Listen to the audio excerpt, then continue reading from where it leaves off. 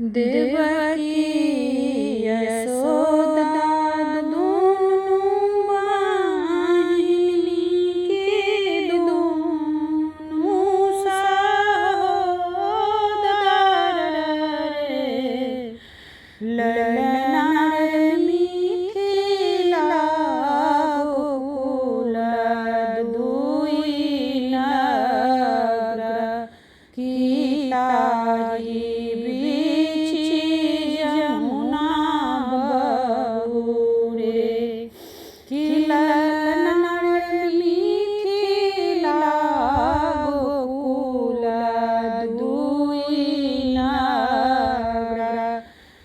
ताही बीची जमुना बहुरे।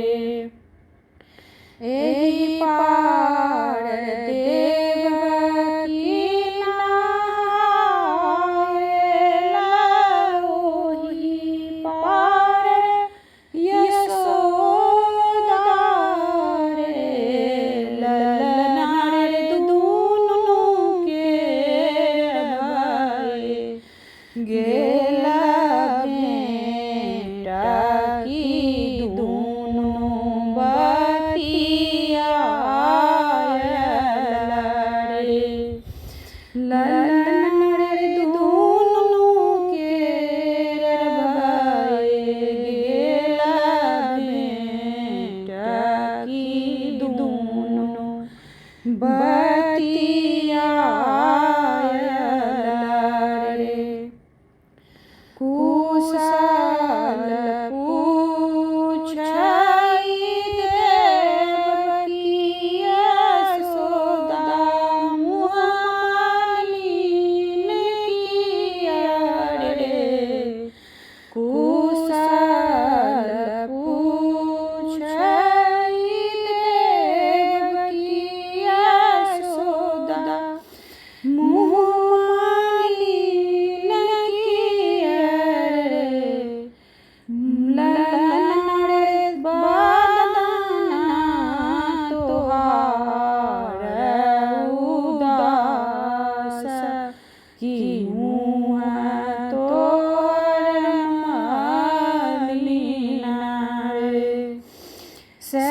सहसुनी देवकी के नोरखा सुबदन उदास भये। ललना रे सात पुत्र दैव देलनि कांस हरिले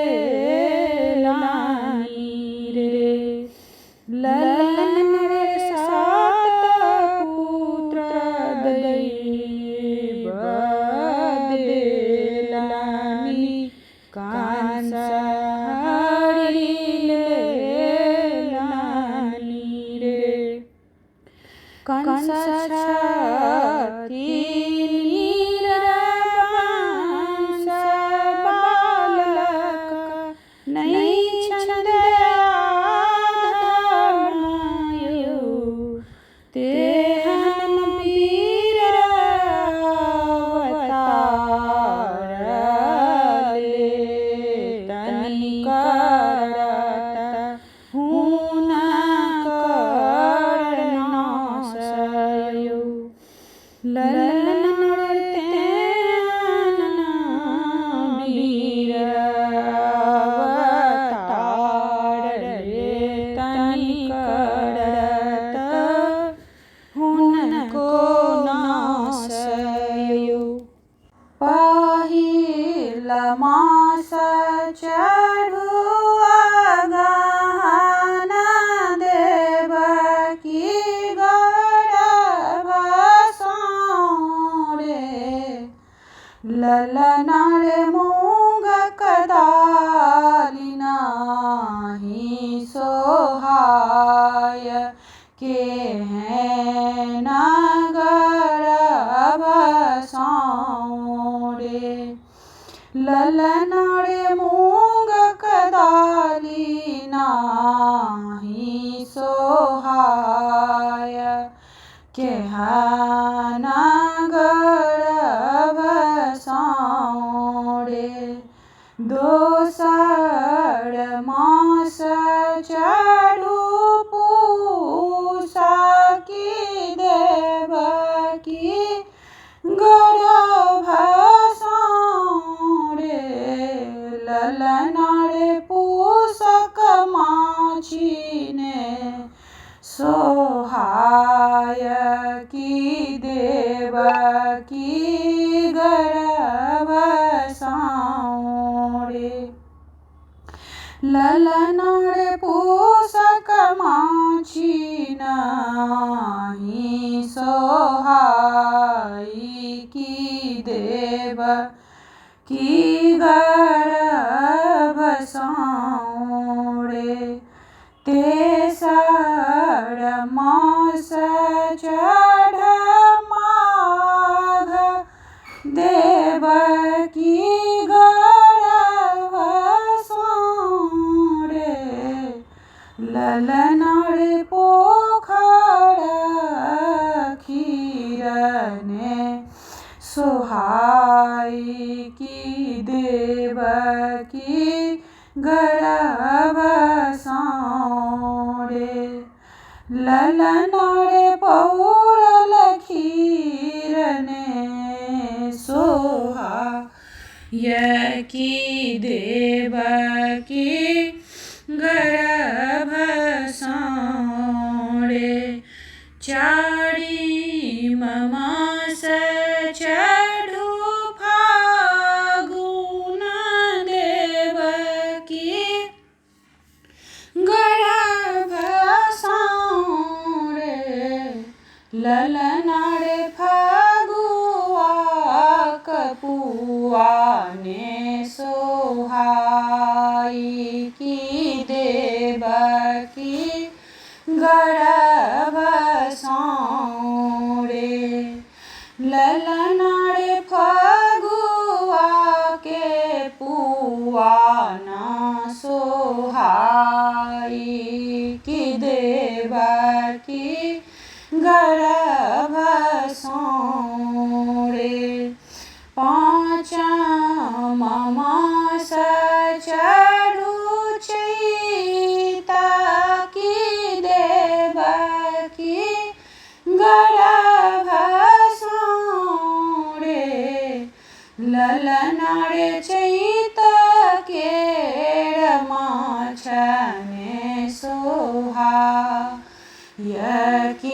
केना गर्भ साँड़े छठाम मास चढ़ल बैसाख देवकी गर्भ साँड़े ललना रे आम के टिकोला ने सोहायकी केहना गर्भ साँड़े ललना रे आम के टिकोला ने सोहायकी केहना गर्भ साँड़े सातम मास चढ़ू जेठ की देवकी गर्भ साँड़े ललना रे खूजल के सने सोहायकी केहना गर्भ साँड़े ललना रे खूजल के सने सोहायकी केहना गर्भ साँड़े आठम मास चढ़ू आषाढ़ देवकी गर्भ साँड़े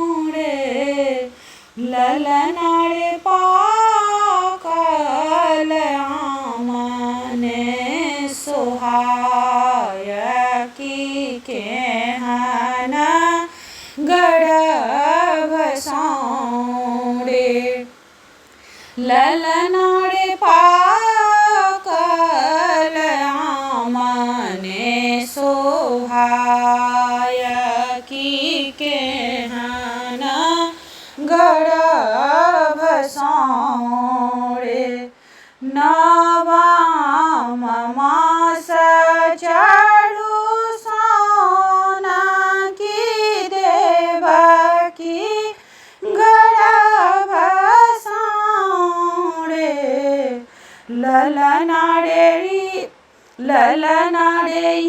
या के से जने सजा यह की केहन गर्भ सौंडे ललनाळे पिया के से जने सोहा यह की केहन गर्भ सौंडे दसम मास चढ़ु भादव की देवकी गर्भ सौंडे ललनाळे देवकी दड़ देबेया कुल दगड़िन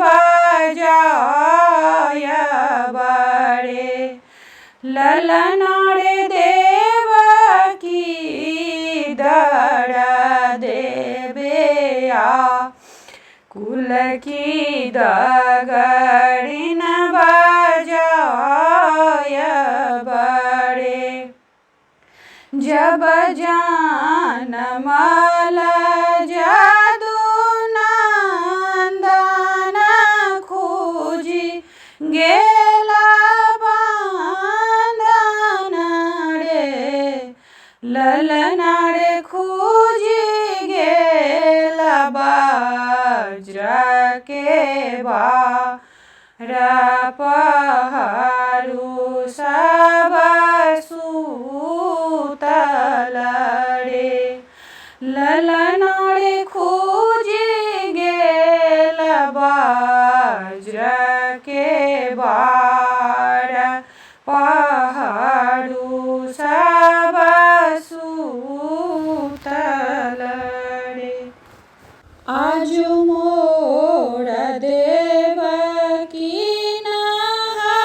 नहायली की अपना ही घर गेली रे ललनाळे कडू वसुदेव संग की जनम सफल है तरे ललनाळे कडू वसुदेव संग की जनम सफल है तरे पहिला सपन देवकी देखला पहिला पहर राती रे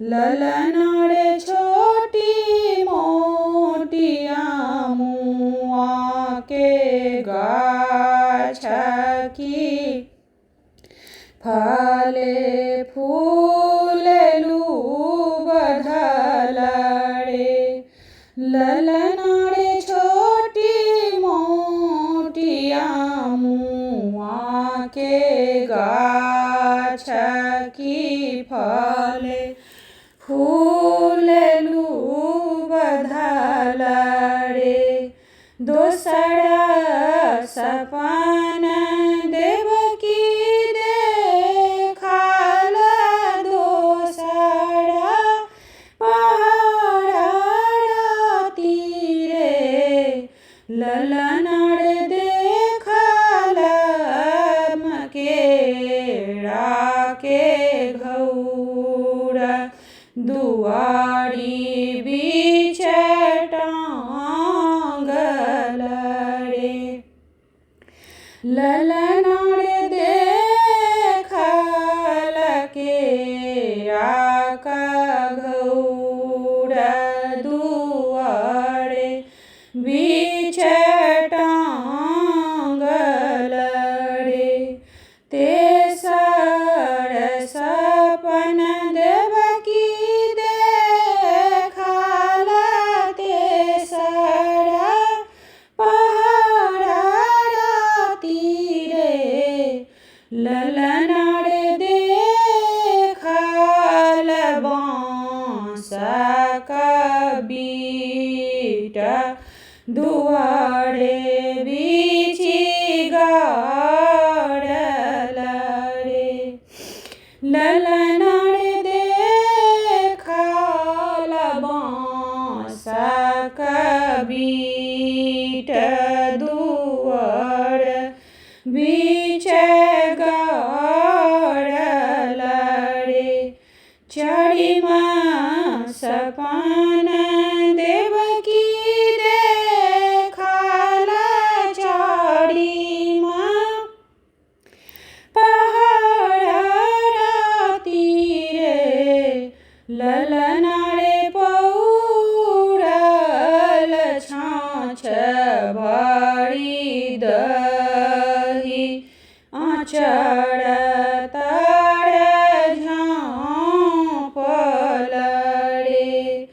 ललनार तो पौरल छाछ भरी दही आचर तर झाँपल रे। चुप रहु बहिन देवकी किया रो सहोदर हे। बहिनी हे सब अछि भगवान कि कृष्ण जनम लेल रे। बहिनी हे सब अछि भगवान कि कृष्ण जनम लेल रे। जहि दिन देवकी नहायली प्रथम पुत्र फल पेली रे। ललनार ओहि दिन दिन छल सुदीन गर्भ देवकी के रहि गेला रे। छन छन जिहा फाड़ी आयल ठोर सुखायल रे। ललनार कथु के महक नाही नीक कि साग भात खाओल रे। ललनार कथु के महक नाही नीक कि साग भात खाओल रे। आठम मास जब बीतल सुख नहीं लागय रे। ललनार कथु के महक नाही नीक कि खीर मन भावय रे। ललनार कथु के महक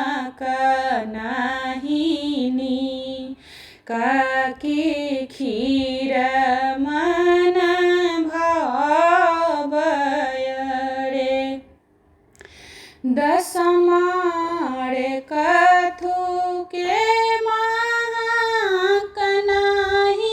नीक लागे खीर मन भावय रे ललना रे दसम मास चरु भादव होरिला जनम लेल रे ललना